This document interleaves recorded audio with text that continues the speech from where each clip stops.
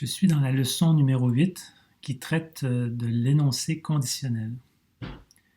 Donc, un énoncé conditionnel permet au programmeur de changer le cours régulier de l'exécution de son programme en fonction de cas particuliers. Donc, normalement, un programme s'exécute séquentiellement. Avec l'énoncé conditionnel, on va pouvoir préciser à l'interpréteur d'exécuter certains énoncés dans certains cas et dans d'autres cas d'exécuter d'autres énoncés. Alors ici, on a un premier exemple où est-ce qu'on demande à l'utilisateur de préciser un âge. Donc par exemple, je rentre 24 ans et là, le programme va tester avec un énoncé conditionnel. Donc c'est l'énoncé qui commence par le mot réservé « if », qui va tester la valeur d'une certaine expression booléenne. Donc ici, qu'est-ce que je fais? Je prends l'âge qui a été retourné par la fonction input, qui est une chaîne de caractères, je la convertis en entier, et je regarde si cet âge-là est plus grand ou égal à 18.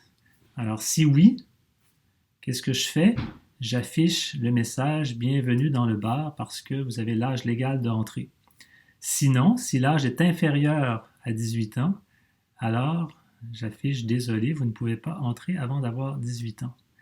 Donc ça, c'est un exemple très très simple de ce qu'on peut faire avec un énoncé conditionnel. Donc dans le cas présent, afficher l'un de deux messages selon que l'âge de la personne est inférieur ou supérieur à un certain seuil. Alors si je recommence l'exécution et que là je rentre 17 ans, bien, le programme me dit « Désolé, vous ne pouvez pas entrer avant d'avoir 18 ans ». Alors, l'énoncé conditionnel, ça existe dans tous les langages de programmation. Et généralement, l'énoncé conditionnel s'appelle toujours « if ». Donc, c'est le « si » en anglais. Dans tous les langages de programmation que je connais, c'est comme ça. Mais la syntaxe du Python est un peu différente d'autres langages parce que, comme pour les fonctions, Python utilise l'indentation pour déterminer quels sont les blocs d'énoncés qui doivent être exécutés de façon conditionnelle. Donc la syntaxe générale, elle est la suivante. Je commence par le mot-clé, le mot réservé « if ». Ensuite, je vais mettre une expression booléenne. Et si cette expression booléenne est vraie, là je dois ajouter un 2 points ici, comme pour la fonction. Donc quand j'ai un énoncé composé comme l'énoncé def ou l'énoncé if, je termine la première ligne par un 2 points. Et là, ensuite, je vais indenter des énoncés, un ou plusieurs énoncés, indentés d'un certain niveau. Donc, normalement, c'est 4 espaces.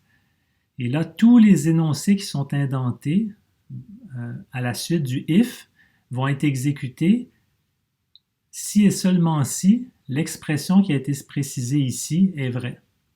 Si elle est vraie, c'est ce bloc d'énoncé-là qui va être exécuté. Et une fois que le bloc d'énoncé va être exécuté, l'exécution du programme va continuer à la suite de l'énoncé if.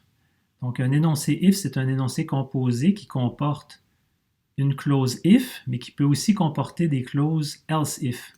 Donc ça, c'est la clause sinon si en français. Donc, il peut y avoir un nombre variable de clauses sinon si, il peut y en avoir 0, il peut y en avoir 1, 2, 3, et il peut y en avoir autant qu'on veut. Et il y a également, à la fin, on peut mettre une clause else. Donc ça, c'est la clause autrement.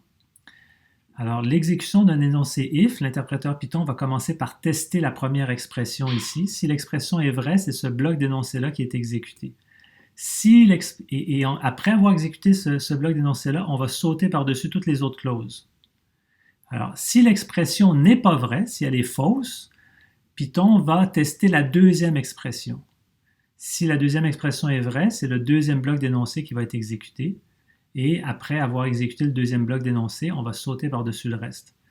Donc, Python va regarder toutes les clauses else if, va tester toutes les expressions correspondantes, et dès qu'il en trouve une qui est vraie, c'est ça qui détermine. Donc, la première expression qui est vraie, c'est le bloc d'énoncé correspondant qui va être exécuté et pas les autres. Et si jamais aucune des expressions n'est vraie, à ce moment-là, Python va exécuter les énoncés de la clause else. Alors, les else if, les else sont optionnels. Donc ici, vous aurez remarqué que elif, c'est un raccourci pour else if. S'il n'y a aucune de ces clauses-là, on n'est pas obligé d'avoir aucune de ces clauses-là, donc on peut avoir simplement, si l'expression est vraie, on fait ça, puis si elle est fausse, ben on continue à l'énoncé suivant. Mais ce qui est important de bien se rappeler, c'est que dans un énoncé if composé, lorsqu'il y a des clauses else if et else, c'est la première clause dont l'expression est vraie qui sera exécutée. Sinon, ça sera la clause else si elle est présente. Et après ça, on saute par-dessus toutes les autres clauses jusqu'à l'énoncé suivant. Donc, sans plus tarder, regardons un exemple assez sophistiqué, où est-ce que, de nouveau, on demande à l'utilisateur d'entrer une information, on lui demande d'entrer le jour de la semaine. Et ça, c'est un petit bout de programme là, qui ferait une partie d'un calendrier, par exemple, pour des étudiants, d'une application qui gérerait un calendrier d'étudiants. Et donc, l'étudiant rentrerait le jour de la semaine et le programme dirait à l'étudiant c'est quoi son programme, c'est quoi son horaire de la journée. Alors, on commence par un if. Si le jour égale à la chaîne de caractères lundi, 2 points. Ensuite, un bloc d'énoncé indenté, donc indenté de 4 colonnes. Donc, la première activité, le lundi, on suppose, évidemment, ce n'est pas un programme très flexible pour l'instant, les activités sont figées, mais c'est simplement pour illustrer. Donc, la première activité, ça serait un cours de 10h30 à 12h30, et puis il y aurait une deuxième activité, un dépannage de 13h30 à 15h30. Alors ici, on utilise une chaîne de caractères, une chaîne d'activités. Donc, on affecte une première activité à cette variable ACT. Et puis ensuite, on utilise un opérateur qui est l'opérateur d'affectation, mais c'est une affectation spéciale, c'est le plus égal. Donc ça, c'est l'opérateur qui va prendre la chaîne qui est à droite ici et qui va l'additionner à la chaîne ACT et qui va stocker le résultat dans ACT. Donc en fait, cette expression-là, ici, là, on n'en a pas parlé encore, mais c'est exactement la même chose que si j'avais écrit ACT plus dépannage de ça. Donc ça va concaténer les deux chaînes et le résultat va être associé à ACT. Donc quand on fait ce genre d'opération-là, Python prévoit qu'on peut utiliser un opérateur spécialisé pour faire ça, c'est le plus égal. Et donc ça, c'est le cas du lundi. Et puis ensuite, ben, si la journée que l'utilisateur rentré n'est pas lundi, on va tester est-ce que c'est mardi. Si c'est mardi, ben, ça va être ça les activités du jour. Sinon, si, est-ce que c'est mercredi? Si c'est mercredi, ça sera ça les activités du jour. Sinon, si, est-ce que c'est jeudi, etc. Est-ce que c'est vendredi? Et autrement, ben, c'est un jour invalide. Donc, si l'utilisateur rentre un jour, s'il fait une erreur d'orthographe, ben, tant pis, on lui dit que c'est un jour invalide. S'il rentre samedi et dimanche, ben, il n'y a pas d'activité. C'est un jour invalide aussi. Le programme ne prévoit pas des activités le samedi et le dimanche. Donc, je rentre lundi et ça m'affiche les activités du lundi. Si je rentre lundi avec un L majuscule, ben, le programme n'a pas prévu la possibilité que la première lettre soit une majuscule. Ça serait faisable. On pourrait modifier le programme pour faire ça. C'est un bon exercice que je vous donne. On a vu notamment... dans la leçon sur les chaînes de caractères, on a vu une fonction qui s'appelle lower, qui permet de convertir une chaîne de caractères, de la mettre tout en minuscule. Donc, on pourrait appliquer un lower sur le jour pour comparer le jour tout en minuscule avec lundi. Comme ça, peu importe ce que l'utilisateur entrerait comme minuscule, majuscule, ça fonctionnerait quand même. Donc, je vous laisse faire ça en exercice. Et si on rentre mardi, ben, c'est les activités du mardi qui sont affichées, etc., etc. Et si on rentre samedi, ben, c'est le cas else qui dit que c'est un jour invalide.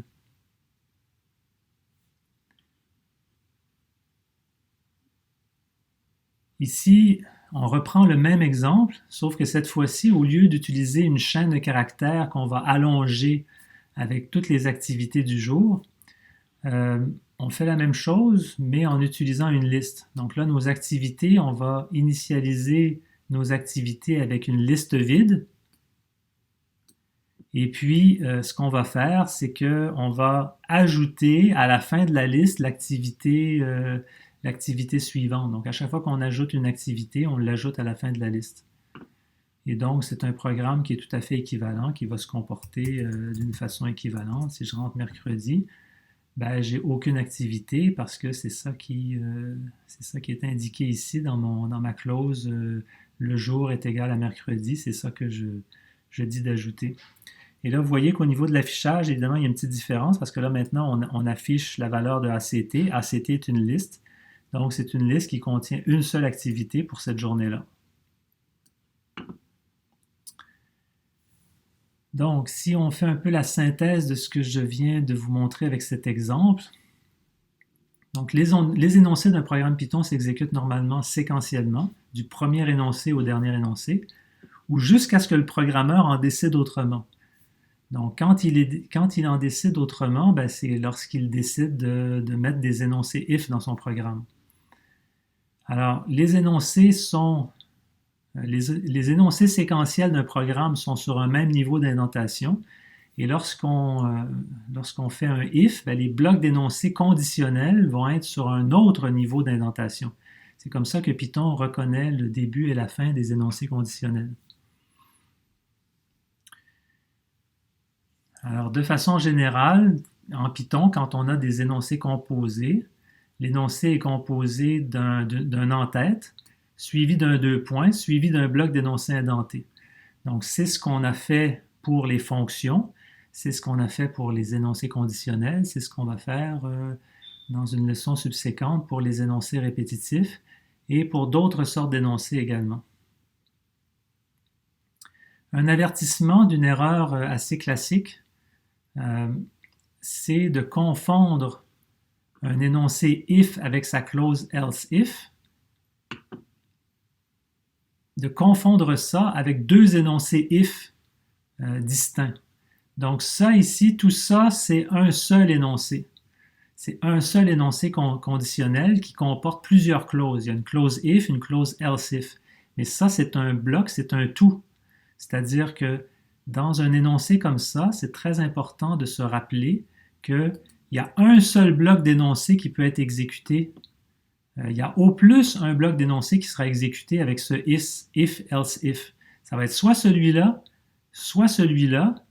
ou encore, puisqu'il n'y a pas de clause else, il pourrait n'y avoir aucun des deux blocs d'énoncé qui s'exécute. Si par exemple cette expression-là est fausse et que cette expression-là est fausse, il n'y a aucun bloc qui va être exécuté. Par contre, ici, ce que j'ai inscrit, c'est deux énoncés distincts. C'est deux if qui sont distincts. Donc ici, quand j'exécute le bloc numéro 1, je n'exécuterai jamais le bloc numéro 2 si j'ai exécuté le bloc numéro 1. Parce qu'après avoir exécuté le bloc numéro 1, Python va sauter par-dessus toutes les clauses else, if et else jusqu'à l'énoncé suivant. Alors qu'ici, c'est un énoncé. Donc, si le bloc d'énoncé 1 a été exécuté, je vais quand même tester cette expression-là et ça se peut que j'exécute ce bloc numéro 2. Donc ici, vraiment, là, ce sont deux blocs totalement indépendants et les deux blocs d'énoncé 1 et 2 peuvent s'exécuter tous les deux. Donc ça, c'est très important de se rappeler de ça. C'est une erreur très classique que les débutants font régulièrement.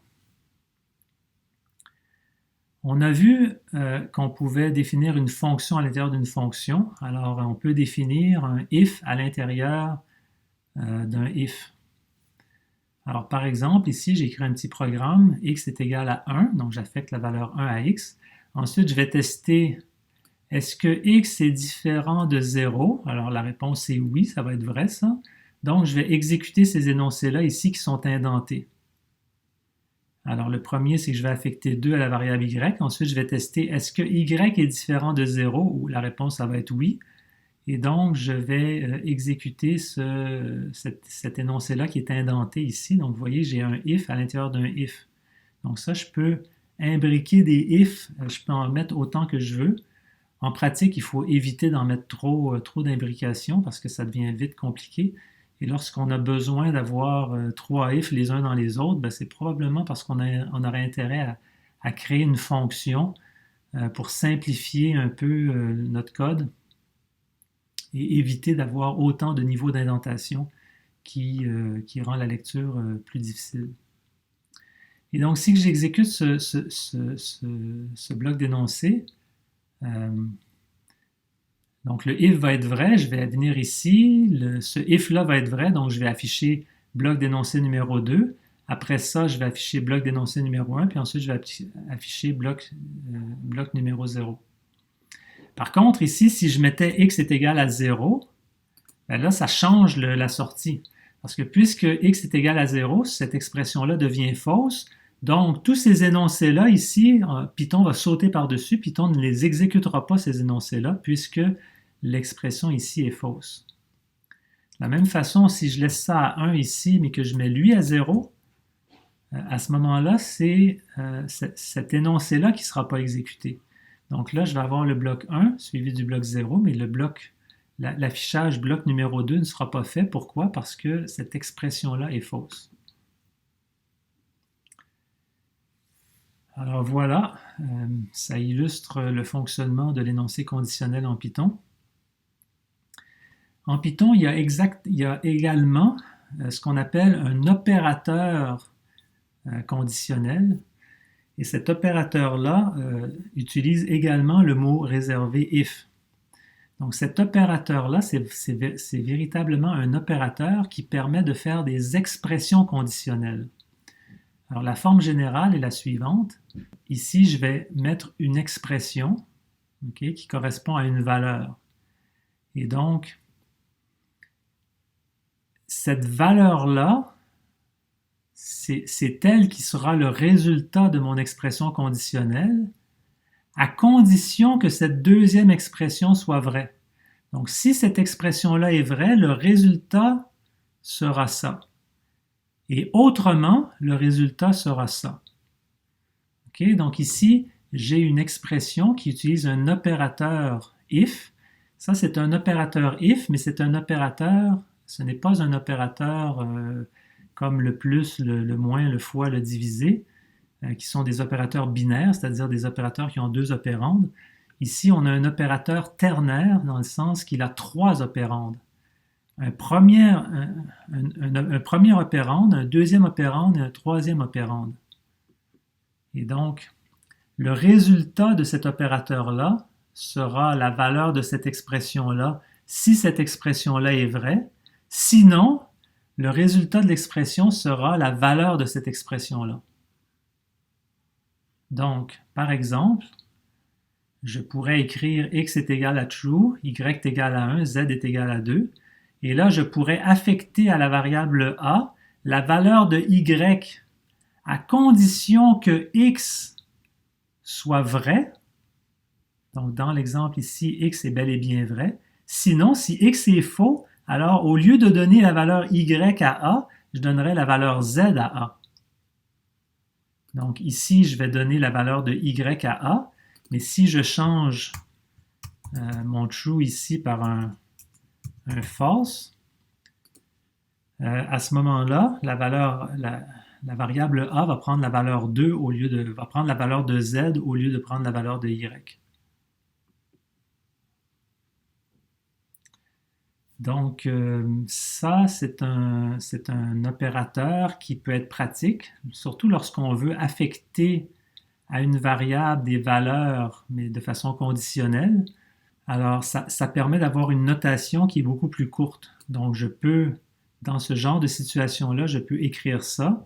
Au lieu d'être obligé d'écrire des énoncés, l'énoncé if équivalent, ça serait de dire if x est vrai, 2 points, indentation, a est égal à y, else, sinon, autrement, a est égal à z. Donc, ces 4 énoncés-là ici sont équivalents à cet énoncé-là ici. Et bien sûr, ça donne le même résultat.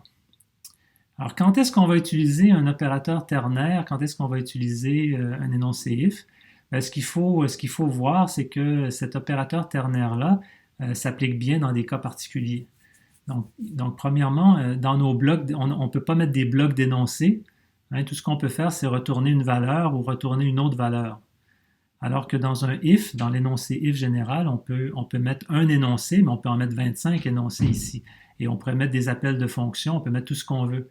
Alors qu'ici, tout ce qu'on peut mettre, c'est des expressions. On peut mettre une expression ici, une expression là, et le résultat de cette expression, de l'une de ces deux expressions-là, c'est ce qui va être affecté. Et donc, c'est beaucoup plus limité. Donc, quand je veux faire des choses conditionnelles simples, je peux utiliser ça dans certaines situations. Et ça, c'est l'énoncé général qui me permet de faire exactement ce que je veux en toutes circonstances. Alors voilà l'énoncé conditionnel. Donc, allez faire les exercices en lien avec cet énoncé. Donc là, on va pouvoir commencer à faire de vrais programmes qui font des choses un petit peu plus compliquées que ce qu'on a fait jusqu'à présent. Et si vous avez des questions, bien, allez dans le forum. N'hésitez pas à les poser dans le forum. Merci de votre attention et à la prochaine.